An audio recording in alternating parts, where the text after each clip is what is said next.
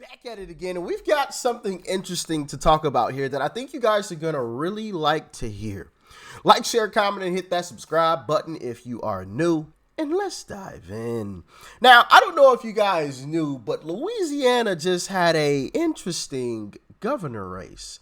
So, as you can see here, Republican Jeff Landry wins the Louisiana governor's race and reclaims office for the GOP.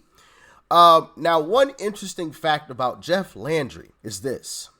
Attorney General Jeff Landry, a Republican backed by former President Donald Trump, has won the Louisiana governor's race, holding off a crowded field of candidates. Listen to that again. Backed by former President Donald Trump. Yeah, because remember people were telling us that MAGA is a stain. MAGA is bad, big bad MAGA. You don't want to be backed by Trump. Trump-backed candidates can't win. BS. I've got proof. They can. By a landslide, too. Now, the former governor of Louisiana had been Democrat for the past 8 years. He termed out. I believe his name was Landry replaced John Bell Edwards. Termed out. He was a Democrat. Now, of course, there was another Democrat running in this election and lost by a country mile, to say the least, okay? Lost by a country mile. But I also want to play this clip from the guy that lost to him. His name is Sean, and yeah, check it out. We made a difference in the state of Louisiana. The difference one makes is not always the outcome that one would have, but we made a difference in this race. And I reflect on the fact that I called Jeff Landry and congratulated him on the victory tonight because the citizens of Louisiana spoke or didn't speak and made a decision. And every good American, every good Louisianian accepts those consequences. And I stand before you here tonight with my family and friends and loved ones and people all across the state of Louisiana that understands those consequences, and we accept that and say, job well done for Ken Wilson.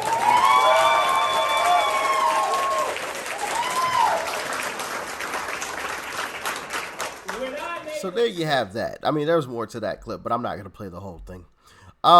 So notice he said something along the lines of did or didn't.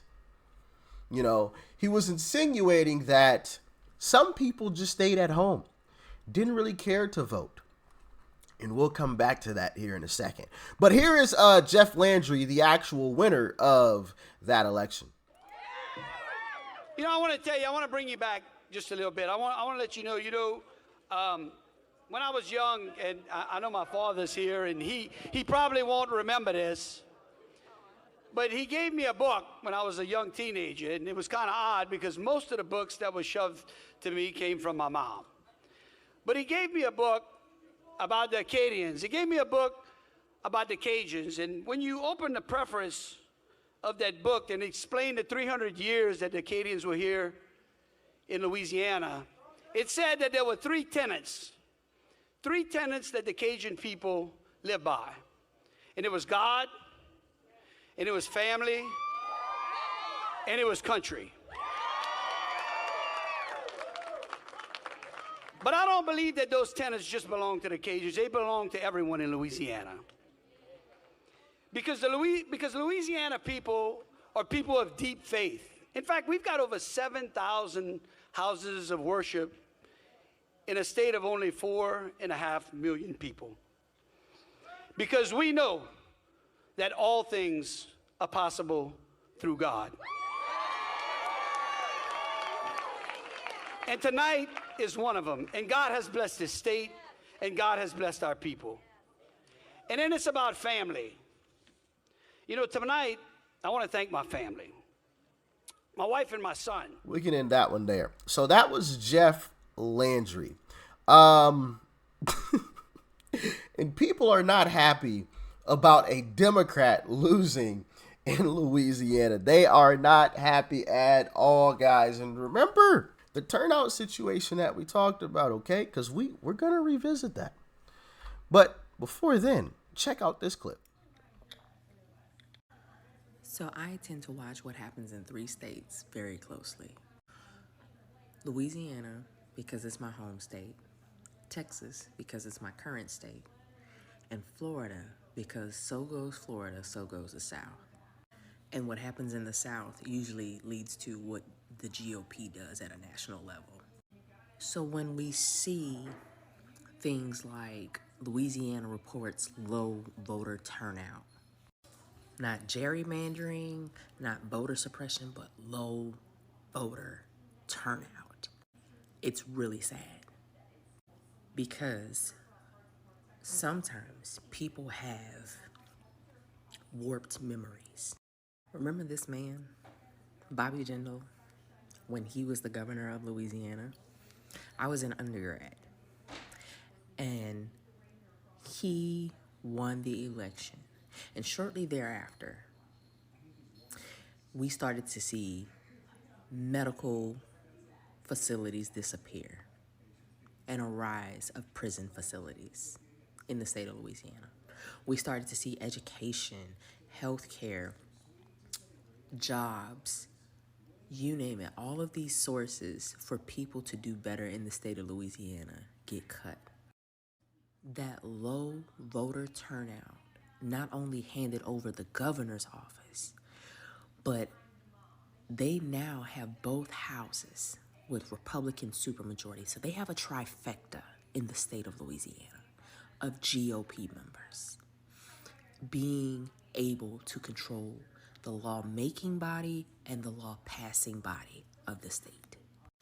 In 2016, the state was voted the worst place to raise a child. It was the worst in education. It was ranked one of the unsafest. It was the worst place to find a job. And a lot of that had to do with the repercussions of someone like a Bobby Jindal being in office. And y'all put Jeff Landry in there. This is beyond disappointing. And I'm worried. Yeah.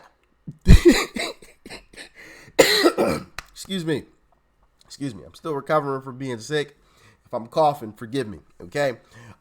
But yeah, as you just saw there, she even referenced the low voter turnout.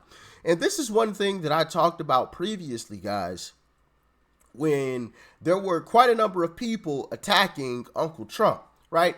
Some of them, some big, people on this platform here that, do basically the same thing that I do.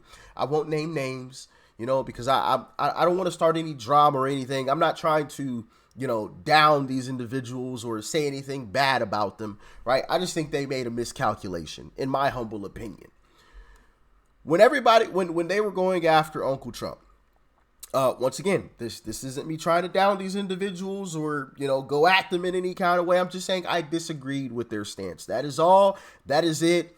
That's as far as it goes. Okay. No drama. No nothing. Okay. I just want to make that clear before anybody tries to twist my words. Oh, look, Doc Rich going at such as. No. I'm just saying I disagree. That's all. Nothing else. That's as far as it goes. When they were going at Uncle Trump because he didn't make a stance on the abortion issue.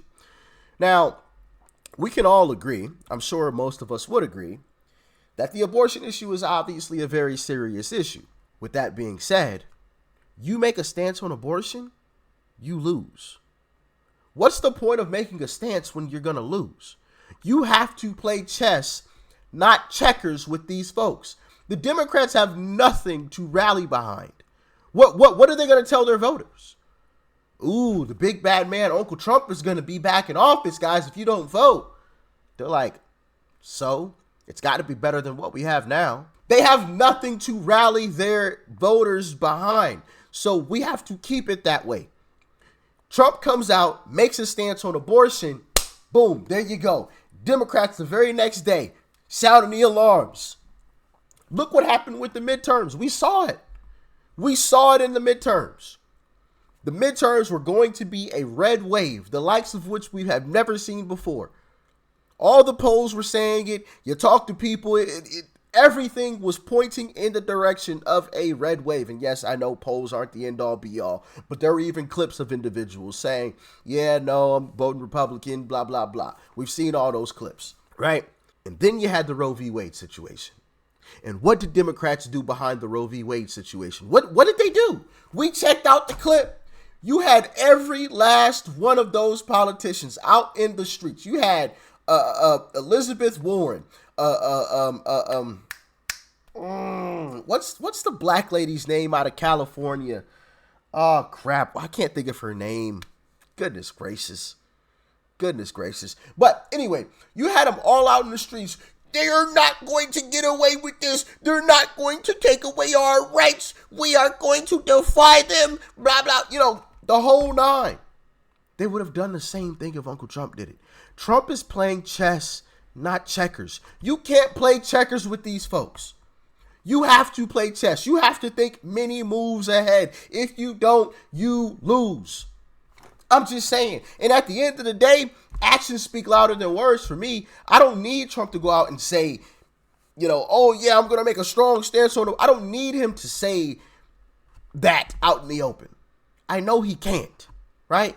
Actions speak louder than words. And even if you want to get technical, it's not even up to the president anymore. The Supreme Court brought it back down to the states. So if you want to get technical, it's not even up to the president anymore, right? But still, I just hated to see that because, like, I don't know. Maybe I'm a bozo, right? I don't know. Maybe I am. But in my mind, I see what Uncle Trump is trying to do. I understand what he's trying to do.